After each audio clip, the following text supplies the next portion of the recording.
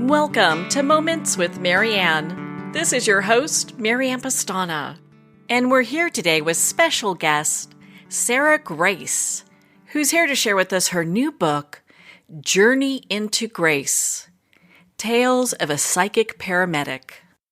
So Sarah is a powerful and dynamic individual who spent 15 years merging her career as a paramedic in some of California's busiest 911 systems, and with her innate clairvoyant and intuitive abilities.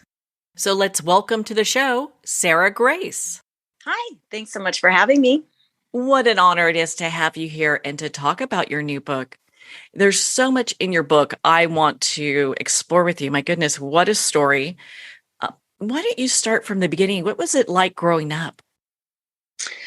Well, it's really been quite an odyssey, to be honest with you. I grew up in a tiny town in South Dakota, pre-internet. So there was no connection or contact with the outside world. And, I was a normal kid until the age of 7.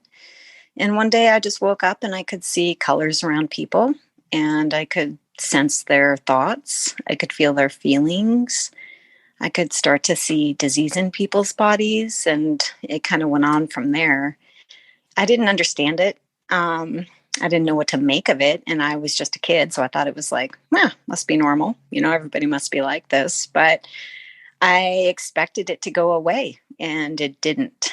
And so after a few weeks, I finally asked a family member about it. And unfortunately, my family dynamic was really volatile and unstable and very conservative. And so when I started talking about, seeing spirits and colors, they did the hellfire and brimstone bit. And so that really frightened me because I thought that there was something really wrong mentally with me. And, they had said, don't talk about this out loud or, you'll get sent away. And so that really started my kind of odyssey with toxic shame and the long journey to finally becoming empowered and understanding my abilities. So I can take you all the way down the rabbit hole with everything that I went through to get there. But ultimately, I became a paramedic and was able to use those abilities in the 911 system in moments of death and crises to really help a lot of people.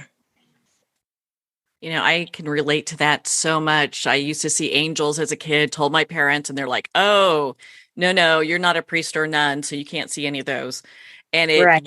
it's really interesting when you talk about just how there's this like family shame or, it's something you just don't talk about. Right.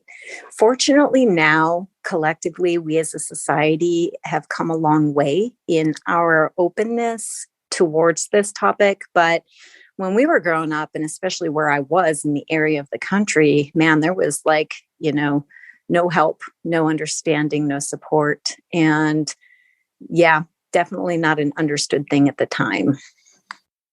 I think there are a lot of people that can relate to that. And then, so you have this amazing giftedness, and at what point were you like, okay, this is something I just need to be quiet about and develop on my own? What was that development like? Oh, well, since I had developed a fear that there was something mentally wrong with me, that's a highly stigmatized thing in our, culture. And so I closeted it right then and there. And so I ultimately spent 25 years in the closet. And as a result of that and the volatility of my family and upbringing, I went kind of off the rails in my late teens, early 20s, just really looking for a sense of safety and personal power. And I got into drugs and alcohol as a way of coping with the stimulus, because essentially my reality is kind of like almost being on acid in Times Square, 24/7. It's just a barrage of sensory data that never really shuts off. And so since I didn't understand it and I didn't have any help with it, of course, it was very overwhelming. And I actually hit bottom and rock bottom, and I overdosed and had a near-death experience when I was like 19, 20. And that experience really began my journey towards a very slow, long, tedious process towards accepting this.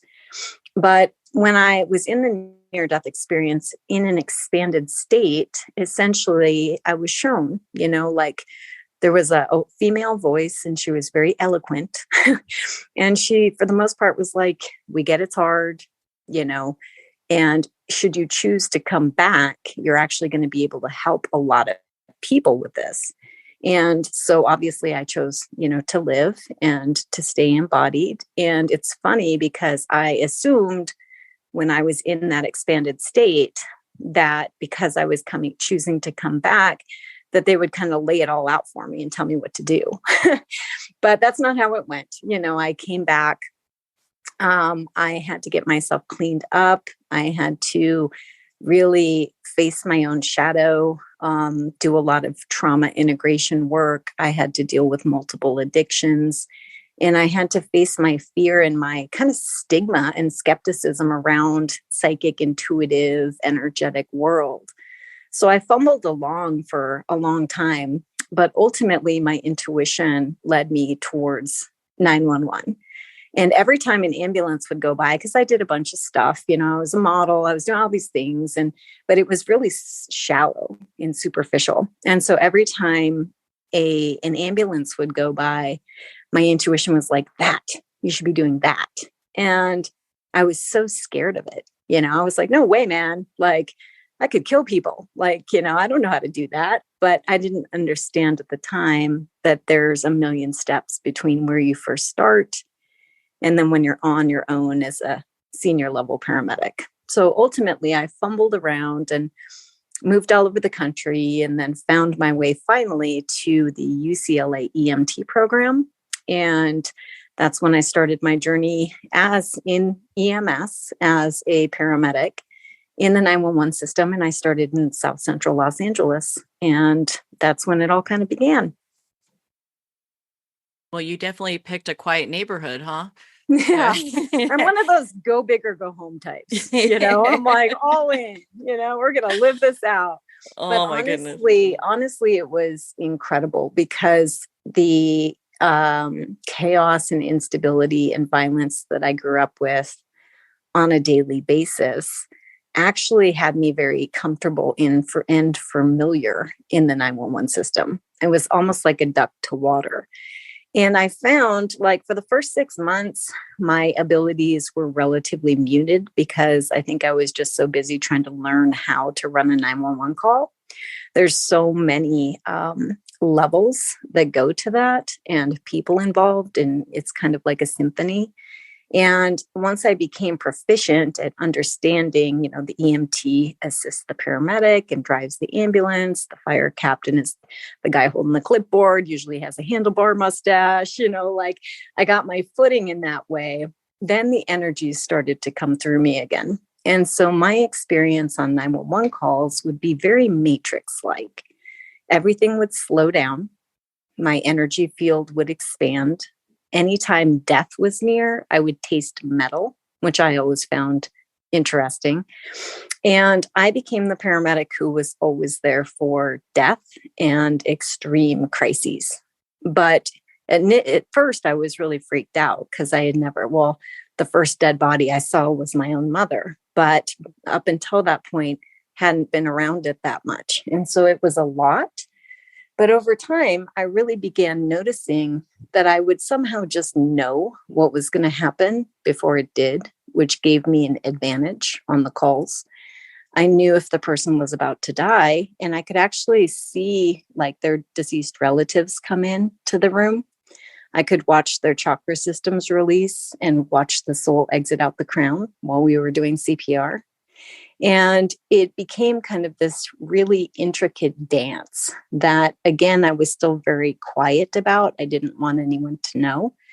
EMS is a very alpha, masculine field. So I didn't want to be the weird girl who sees colors in dead people, But I was quiet about it and gained in proficiency on the calls and ultimately was able to really utilize it to benefit a lot of people. That must have been just remarkable to see that experience and being there for people when they're taking their last breath. I mean, how did you feel about that? Honestly, I consider it a true blessing. I mean, you think about the birth and death cycle and all of the experiences and all of the people, that individual had encountered in their lifetime. And to be there in their final moments, especially if it was a traumatic death, car accident, drive-by shooting, building collapse, whatever it was, being able to be there and kind of hold that space, if you will, and comfort them while watching the energy leave their body, it became almost like midwifing. And ultimately, I was blessed to witness probably anywhere between 20, 30 actual, watch them die, and then hundreds of dead bodies in all, various capacities of decomposition and etc. And ultimately, I was able to just really wow, this is incredible, and it really transformed my own personal view on death. I think culturally, we are death phobic. And really, I came to understand that it's like graduation. There's nothing to fear in it, because I would see the loved ones come in and greet the soul, or, again, on a traumatic call, I would see angels come in to support the soul while they were coming to terms with the fact that their body was down on the ground and they were out of it, and it was incredible to witness. What did it look like when you had somebody that died and then came back? Usually those guys would just expand outwardly. So their auric field would, the auric field is roughly 9 feet circumferential. And it would expand, 12, 16 feet out, and it would thin. So it would get very diffuse. Or I would see their soul kind of hovering, perhaps standing next to the body. And then we would, of course, be doing CPR, intubating, starting the IVs, giving the medications, doing what we needed to do. And then ultimately, it seemed as though some had that same choice point that I had in my overdose, where it's you can choose to exit and graduate, if you will, or you can choose to stay. And if they chose to stay, then once we got the heart restarted, then the little tiny, it was almost like a spider web that would go out from the heart chakra, and that would really connect back in, and they'd kind of sink back into their body. Wow, what an amazing experience to be there. And you're right. I mean, we're in a culture that is afraid of death. Mm-hmm. Is overcoming fears about death is something that you want to help people through? Oh, for sure. I really find that we're so fearful of death that I would say almost the majority of people don't really live, because they're so scared. They may be scared to fail. They may be scared to get hurt. Ultimately, they may be scared to die. But what that does is it dampens their light and their veracity for life. And then it's kind of like a half-lived life, if you will. There's a lot of people in our culture that are walking around almost dead already. It's almost kind of like catatonic, right? So if we peel back the veil and share some of the experience that it's not anything to fear, then perhaps we can help people to, embrace more life more fully.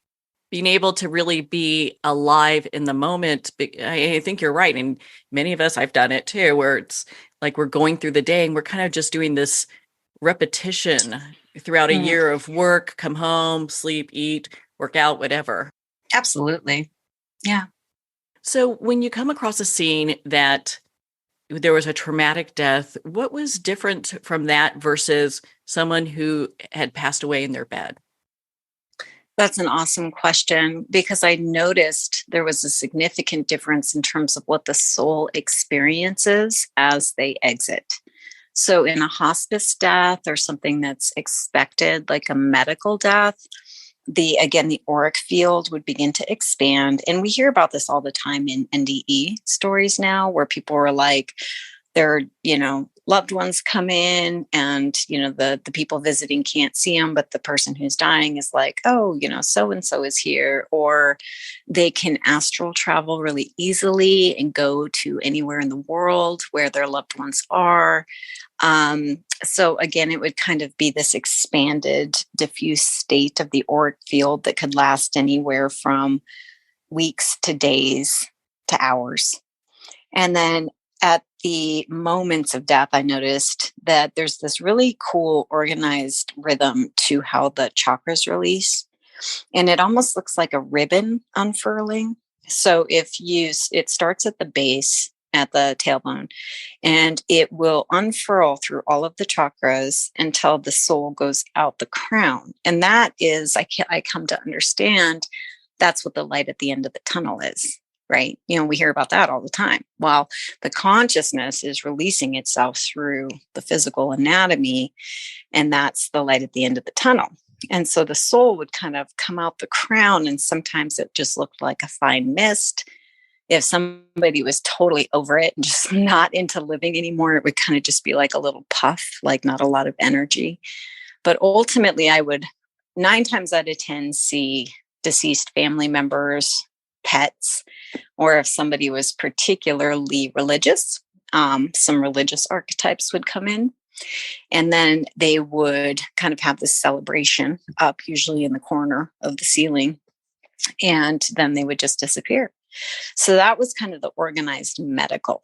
Now on a traumatic, this was really interesting because you got to understand, and this is again why I just advocate you guys, just live now, because I can't tell you how many people I ran calls on and worked CPR calls on that had no idea they were going to die that day. They're going through the Starbucks drive-through, they come out, they're distracted, and they get T-boned or something, and that's it. Right. And it could be literally that simple. So we would come on scene, say it's a motor vehicle accident on the freeway, and we would stabilize everything. And I would say it's a crumpled body in the car. Right. And I would see the soul standing next to the vehicle, and the soul looks like the person except translucent, so I could see through them. And telepathically, they had an awareness. And I think it's because, like mediums, they, like dead spirits, dead people, just know that mediums can see them. So they kind of swarm around. I think that's there's an understanding in that expanded state that they could tell that I could see them, and they could tell I could hear them telepathically. So I would come on scene and be like, essentially, I figured out kind of my own protocol. Of course, we got to get the body out of the car, start working the CPR and dealing with all of that. But ultimately, I would start explaining to the soul telepathically, okay, you were in a car accident, you're dead, we're going to take you to the hospital, this is what's happening.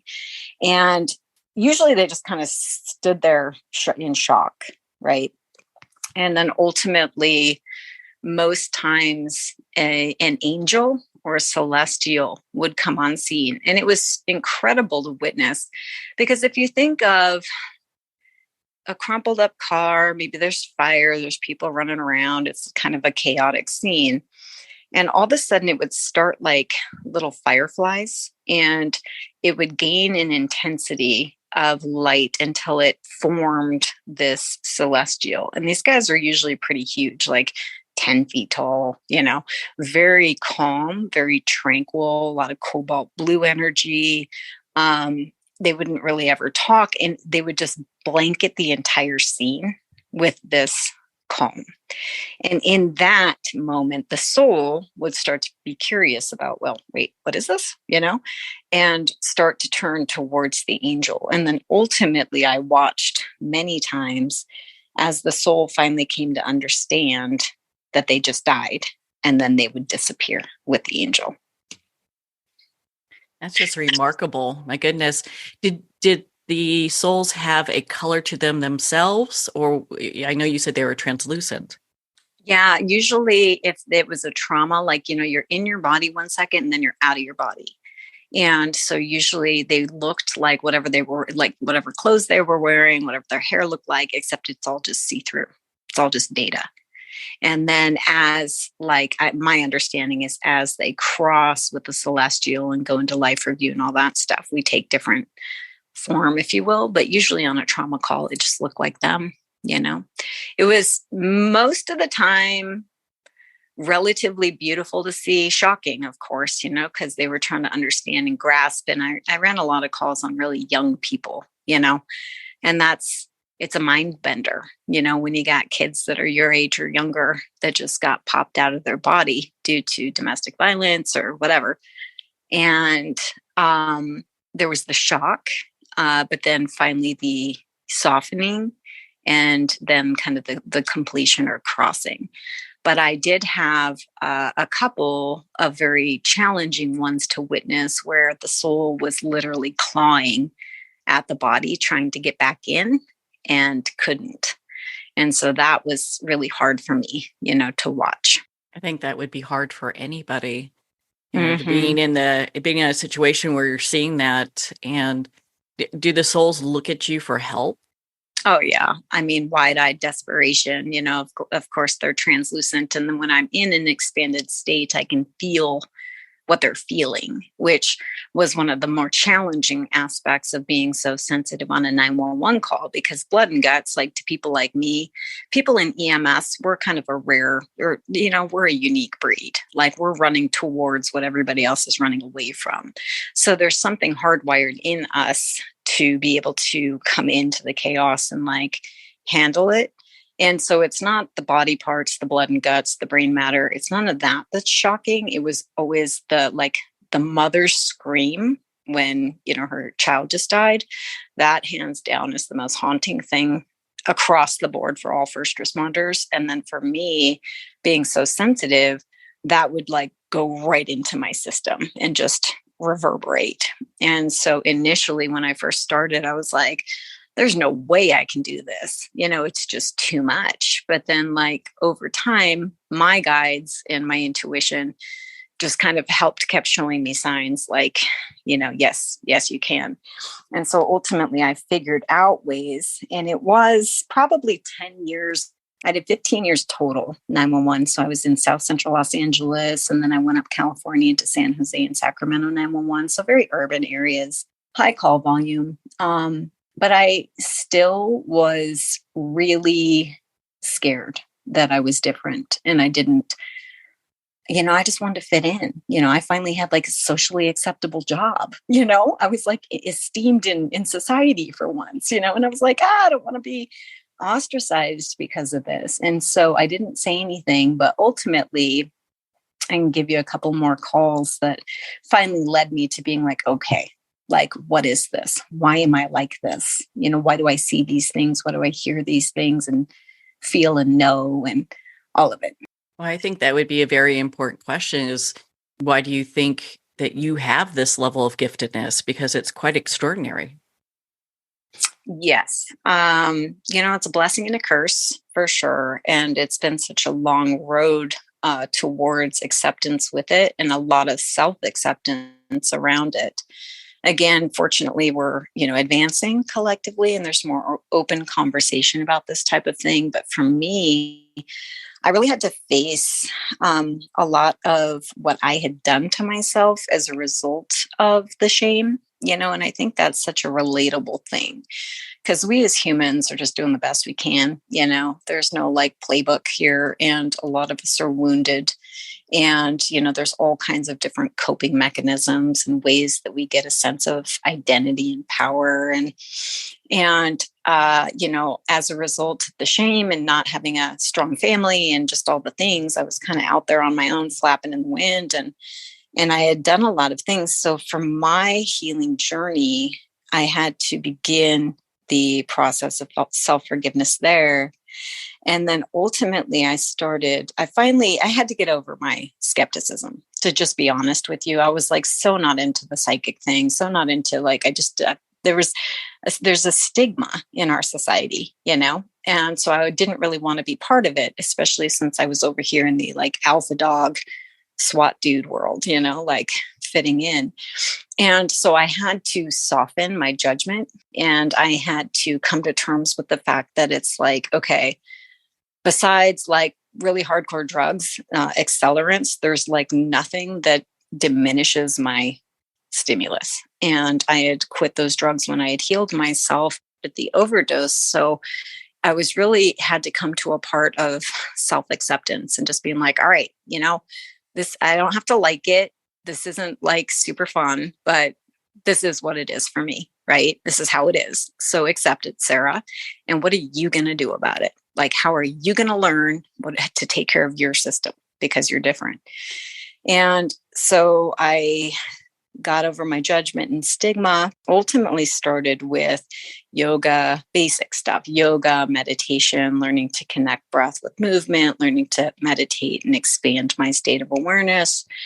And then from there, I went into Reiki, shamanism, many branches of shamanism, both the basic levels and more advanced like plant medicine levels, and medical intuition, mediumship, kundalini, energy healing, holistic healing. So I've done all of these different experiences now, over the last long while. And I've really learned a lot of different tools and understandings about, okay, so you can see things. So that's clairvoyance, right? Okay, so that's third eye, and that's the pineal. And is it calcified? And how do you work with it? And, just like taking each one of the gifts and breaking it down, right? To make it make sense. And then, so now I just understand how to thrive, physically with all of the stimulus.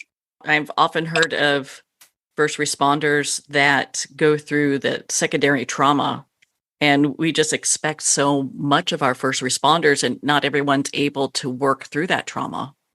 Oh, no, we have a huge incidence of suicide in first responders right now.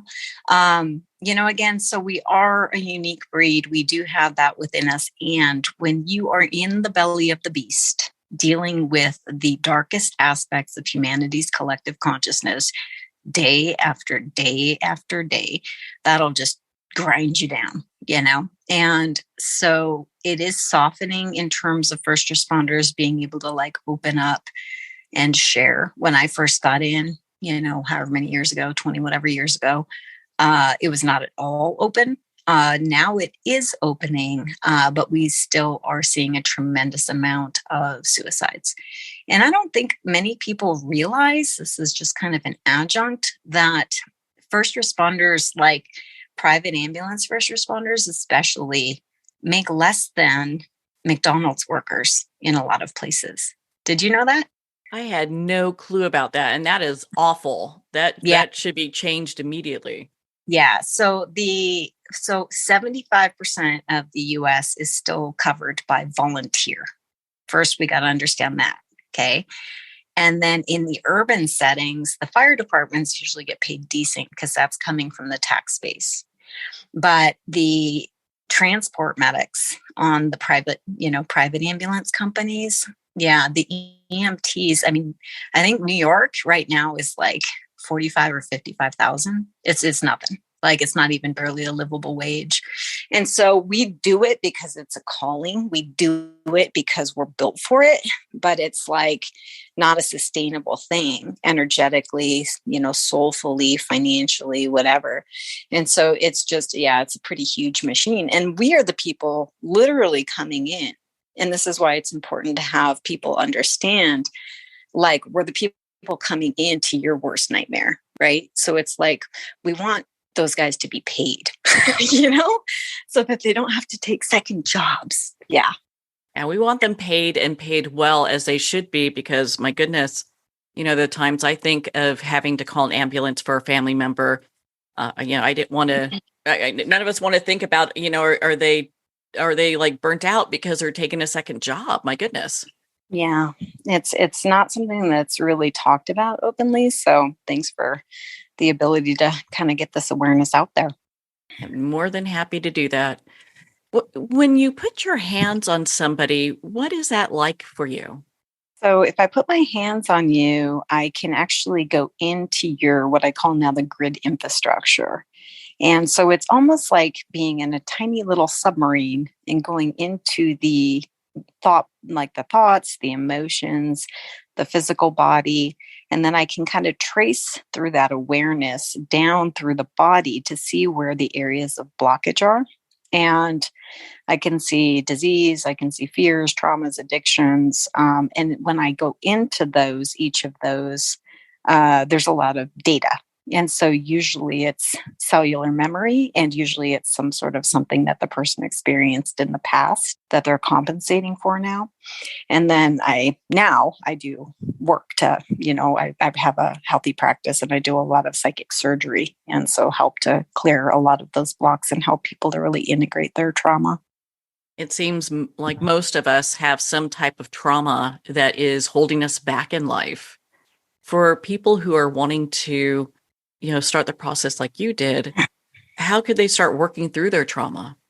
The first thing is really just to be honest with ourselves about what we're up to in terms of coping. Okay. There's a huge, street drug world out there. But even more prevalent are pills. This culture is heavily, heavily medicated. Alcohol, and shopping, and like tech addiction. So just looking at and getting honest with like, okay, I'm numbing myself out. However, some are more severe. Mainlining heroin or meth is a little more severe than like, smoking a cigarette or whatever, but like it's all kind of doing the same thing, right? It's like compensating. And so getting honest with ourselves, having courage and being compassionate with yourself. Like, we've all been through things. We've all been through things. And it takes courage to finally hit that point where we say, okay, like enough. I have to do something different. So having the compassion and then the willingness to start to do things differently. Okay. And I always advocate first getting into the body, because most people are quite disassociated. They don't even live in their body. They're so busy in their mind and they're just running, 100 miles an hour and constantly go, go, go. And it's a very external reality that we're living in. So we got to come down and in to the body to really begin to somatically heal. Like talk therapy is cool and all, but we actually, the trauma lives in the cells. That's where it is. It's in the body, in the cells. So we have to connect to that by first grounding down in the body. So something as simple as going outside for a walk, taking some deep breaths. I really advocate yoga, Tai Chi, Qigong, there's any number of things. Acupuncture is very good for that. Then once you get into the body, you can, and really are honest with yourself about, okay, drinking this much or this many Xanax or Oxys or whatever they're doing, like maybe I could cut back. Maybe I could do it a little different, and starting to make the changes from there. Then, of course, reaching out, getting some help is always a good thing, especially if people aren't super self-connected and have no idea where to go with it. Thank you. And I'm just curious, do you ever hear music, or is there ever music associated with any of the experiences that you've been through? Yeah, sometimes if I had a woman who, her son, he committed suicide, but ultimately he was overdosed on drugs in hospital and like had kind of a psychotic break and jumped off a bridge. And when I was working on her, I was hearing musical notes around, or I was hearing music around her. And I was like, I just shared with her. I was like, so, what's up with this? And she just burst into tears because her son was a musician and loved the song that I was hearing. So things like that can, come in from time to time. As they relate to that experience. What are some of the most powerful experiences that you've had? Oh, girl, in which regard? I don't know. You can pick any. Oh, there's many a rabbit hole we could go down here. No, honestly, I think it's just the odyssey of like putting, I did the medic thing for a long time. And then as my gifts and abilities kind of continued to make more sense and I began to get educated, I started with my own kind of private little practice. I was just working on friends. I didn't know what I was doing at the time. And ultimately, kind of got a good handle on that. And then intuitively knew I needed to write this book. And I did not want to do it because I put like my guides, my intuition was like, you have to put all your dirt in there, like all your skeletons, everything. And I was like, oh my God, are you serious? Come on now, But I did. And I am so glad that I did, because what's happening, and I just, put it out there, and it's just kind of taken on a life of its own. And I'm so glad that I did, because what I'm hearing more than anything, yes, there are a lot of energetically sensitive people that are closeted and fearful. And even more so, though, are, people that have a lot of shame about what they've done or what they've been through. And so by kind of just putting it all in there and being like, yeah, this is what I did, and this is how I navigated through it, and this is what I'm doing now, it's kind of that inspirational story, of like, wherever you are, no matter how messy, no matter how broken, no matter how like jacked up things are for you, like, you can shift it. You can take the pain and the trauma and the darkness and alchemize it into wisdom. And really, that's the primary message of Journey into Grace. That's such an empowering thing, because I'm sure so many people are going, gosh, I don't even want to admit some of these things to myself. And Yeah. then here you are, you're an open book when it comes to your book, Journey into Grace. Yeah. And, here I was thinking I was this lone weirdo, right? Like heavily closeted for 25 years. Come to find out now, and this is just one of the documented, statistics, it's probably actually more, but there's 15 to 20% of the world's populace is energetically sensitive. And that's 1.6 billion people, 55 million in the US alone. And those are just the ones who will say it, And my understanding, when I say energetically sensitive, it's being able, like, maybe they see the number one thing is feeling. Okay. So people feel everybody's stuff. The empaths, the ones who absorb everything like a sponge, they kind of comprise the largest sector of that. And then we have clairvoyance, which is, one of mine. And clairaudience is a scary one, because that's hearing voices. And who wants to say that in this culture? We'll get locked up and shot up with Thorazine and Haldol, So it's like people are still a little gun shy about it. But I've come across so many people now, physicians, plastic surgeons, tons of nurses. Oh my gosh, nurses are so much. Everyday, soccer moms and business professionals. I've even had some IT people and neuroscientists. And so it's prevalent through all walks. And I think that I understand my dharma now is to bridge the mainstream with the energetic and holistic world in a way that makes sense and is like really practical and applicable. I'm not super into the etheric woo stuff. It's like, yeah, if that works for you, cool. But for me, I'm all about like landing it. Like, how's it going to help you in this life right now? And if we just take away the fear, we can soften the stigma. We can land it in a way that makes sense to people. We can provide language that makes sense, tools that make sense. And that really, I'm all about helping them to become empowered within their own gifts, their own light. Well, let's say because there's so many people out there that have a level of giftedness and sensitivity. Let's say that they're not quite sure how to even develop that, or to allow themselves to improve on their psychic gifts and, sensitive gifts. How would they even start? Number one thing is stillness, being able to have some quiet space to disconnect from the external stimulus. Be curious. Just be curious at first how the information comes into you. Again, so we'll take someone who's a really deep feeler. You go into a crowd, it's really rough. Somebody walks in the room, you just know, what their thoughts are, what they're feeling, whatever. So the number one thing we want to understand is that our nervous systems are wired just a little differently, in that they're roughly 2 to 3 times as sensitive as, quote, the standard person. There's no such thing as normal, but standard person. So our nervous systems are like really sensitive. So one, we want to decrease stimulus, start to be curious about how the sensitivities come in for you, have the courage to come down into your body, and then understand that the nervous system it plays a huge part in your gifts. And so there's so many people that feel like they're being like electrocuted right now with what's happening collectively. And so we want to support the nervous system, so all things, ashwagandha or CBD or magnesium or, whatever it is for the individuals. But those are kind of the first recommended steps. Is it's okay to be scared. It's okay not to know how to do it. But then it's like, okay, do you see? Okay, my data comes in off the left side of my head on a screen, and it looks very much like a computer monitor, like a hologram, right? So that's how I get my data. So if you see things, just notice what you see. Notice if it's always there or if it only comes from time to time. Notice if you hear.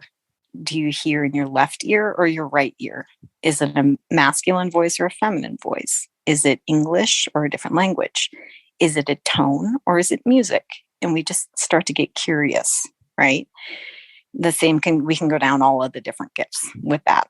And then it's like, the more willing you are to be in your body, the more powerful you will be energetically and psychically, because it's in direct proportion. Your willingness to go down and in will expand your awareness up and out. Does that make sense? It sure does. And, thank you for going over that, because I'm sure there are a lot of people going, gosh, I know I'm highly intuitive, or I see, or I smell, or I can taste different things, but I'm not even sure where to start on all that. Yeah. Well, and here's another really important thing. Since the feelers, empaths, clairsentients, and are kind of the biggest, those guys usually come in, I call them undiagnosed empaths, and they usually come in with complaints of lethargy, fibromyalgia presentation, IBS, constipation issues. It's kind of like a lot of them are carrying extra weight, usually around the middle.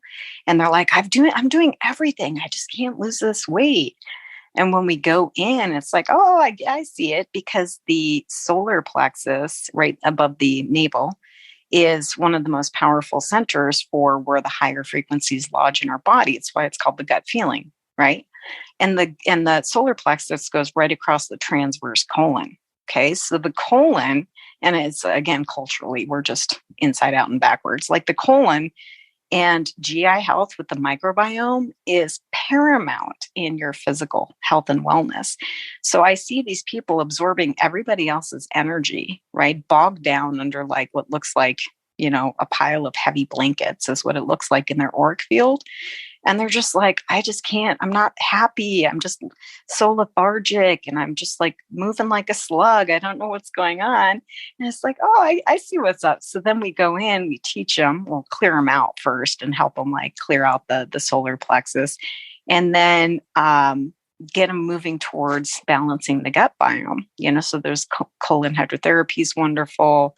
You can do intermittent fasting, pre and probiotics. Like the gut biome feeds the entire, or all of the organ systems are fed off of the gut biome. It's like the second brain in the body. And our food isn't real food in this culture. So people are just bogged down.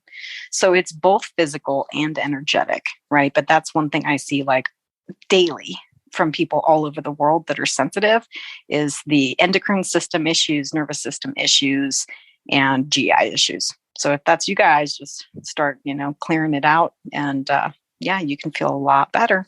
So there's definitely hope there. So much so. So what is it like when you work with somebody, either in person or let's say remotely? It's really fun. So the way that the distance stuff works, and I'm hooking up with Gaia TV and doing a lot of stuff now. So it's so fun because now I'm seeing people from all over the world, right? And I just love that because it's like I'm still a paramedic. Like you still never know, where are we going today? What are we going to get? And the way that distance works is something called quantum entanglement. So in quantum physics, and we're not going to get way into this, but there's two particles separated by a huge distance, and one minute is manipulated and they both, jiggle around. Well, Newtonian physics can't explain that, but quantum physics, it makes, sense. And so we energy workers are working in the quantum and subtle fields. So when somebody gives me permission, which they're doing if they get a session or whatever, like boom, it's like they're standing in front of me. I can see their entire, uh, physical and energetic body, and the same amount of data. And so people come in for all kinds of reasons. I get the people that have been to every doctor and still gotten no, diagnoses or no help, and they're just sick of taking pills or whatever. I see people that have gone through severe trauma and addiction. And I see a lot of sensitives that are just trying to figure out how to navigate. And I see a lot of spiritual crises, if you will, like plant medicine overdoses and kind of psychotic break types of things. And so it's whatever's up for that person. We'll just chat about it at first. And then I do the energetic clearing portion. So for me, it's not any one modality. There's like so many, to me, they're all branches of the same tree, right? They're all valid. You've got Bowen, Reiki, craniosacral, quantum touch, psychic surgery, medical intuition. There's all of these different modalities, and they're all relevant. So I take from my kind of toolbox and apply it to whatever that person's individual needs are. So at the minimum, their entire auric field will be cleared, which is oftentimes feels to them like they lost 1,000 pounds, right? And then I'll go into whatever body system is holding the trauma and help them to it's not about getting rid of, okay? Because there's wisdom in the pain for the person. There's something there. But we want to bring it to the surface in a way that their consciousness and their psyche can handle, right? So it's almost like pressure washing people or like rotor-rooting people is what it looks like to me, but it's really a total system reset. So auric field clearing, hemisphere balance, chakra realignment, meridian flush. So that just in and of itself is like a total reboot. And that's just the base though. And then I'll go into wherever your specific system is, holding whatever it is, and we'll get into that. And then I love to give people tools and homework and protocols, because it's like, for the longest time I wrestled with being like this. And then in the spiritual world, I've found that there's, honestly, if I'm just frank, I found more ego in the spiritual world than in the fire department. And that's saying something. I've come across a lot of people that are super identified with being like special or powerful or whatever. And to me, it's like I've been burned to the ground so many times and gone through so many lessons with all of this that it's not like I matter as a person for myself, yes. But it's not, their process isn't about me. It's about getting them to remember their own power, right? To learn how to connect to their own power, because they are infinitely powerful beings, right? We all are, just buried in our stuff. And so that's kind of how a session goes for me. Giving people tools and homework then gives them like a ladder, or like a trail map. Because my job, I'm still very much like, so psychic paramedic turned holistic first responder. My job is to like pull you out of the ditch, get you completely triaged and stabilized energetically and physically, and then give you a game plan so that you feel empowered, so that you know where to go on with your life. I think that's so important. My goodness, what a just empowering way to approach life and to move through life and be able to be responsible for our own healing. Yeah, because ultimately, healers need healers. Everybody could use, everybody can benefit from help. All of us can. And ultimately, we as the individual have to walk through the door. We as the individual have to walk the path on our own, right? And that was the thing that way back when I was off the rails and overdose, and I came out of that rock bottom, and I had that pivotal realization of nobody's going to do this for you. And I was so mad because I was like, nah, it's like I had felt so victimized and traumatized by life and everything that I had been through. And I could look around and see all these examples of how everybody else had it so much better. And so I was jaded, and I was like, somebody should do this for me. Like, I deserve it. Right. Well, that was my biggest snag. I had to get over that. I had to accept the fact, like, no, girl, yes, you've been through all of that. Yes, that sucks. Right. Yes, the deck was like double stacked against you. Right. And what are you going to do about it for yourself? And that changed everything for me. And so that's really what I advocate for people is like, because again, everybody's doing the best they can. And we have a lot of kind of a hyper glorification of the staying victimized, staying disempowered. And it's like that serves a purpose. And if you want better, if you want to change your life, it boils down to what you are willing to do for yourself, ultimately. Love that. Well, Sarah, my goodness, we could talk all day. I just loved your book, Journey into Grace. Where can our listeners connect with you and be part of your community and learn more about your work? You guys can find me on sarahkgrace.com. So that's SarahKgrace.com, sarahkgrace.com. And we've got YouTube, Sarah K. Grace. I've got a sweet little online membership community. It's called the Grace Place. And we have people from all over the world that are energetically sensitive and coming together to become empowered. So you can find that through the website too. Oh, and Journey into Grace is on Amazon.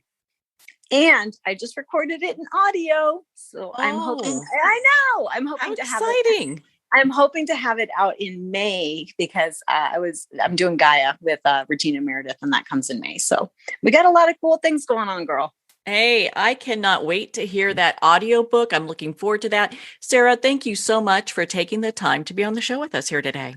Thanks for having me. I really appreciate it. Well, thank you, Sarah. It's been such an honor to spend this time with you and to talk about your new book, Journey into Grace, Tales of a Psychic Paramedic. We're going to pause here for a quick moment, and we'll be right back after this message.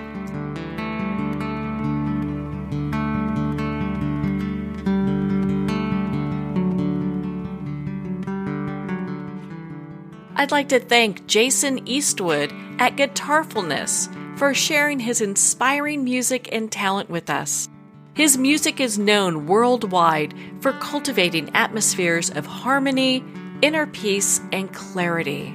Visit Jason's website at guitarfulness.com. Join his newsletter, be part of his community, and download his music.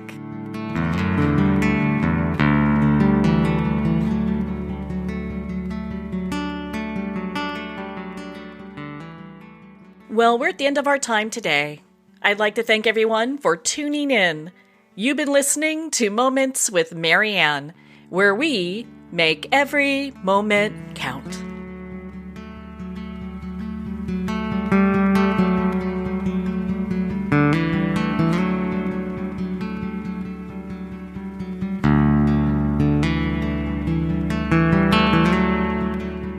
In a single moment, your life can change. Moments with Marianne is a transformative hour that covers an endless array of topics with the best of the best. Her guests are leaders in their fields, ranging from inspirational authors, top industry leaders, and business and spiritual entrepreneurs. Each guest is gifted and a true visionary. A recognized leader in her own work, and while teaching others to develop, refocus, and grow, Marianne will bring the best guest and sometimes a special surprise. Don't miss this. You never know just which moment will change your life forever. Make sure to tune in and visit momentswithmarianne.com for more information.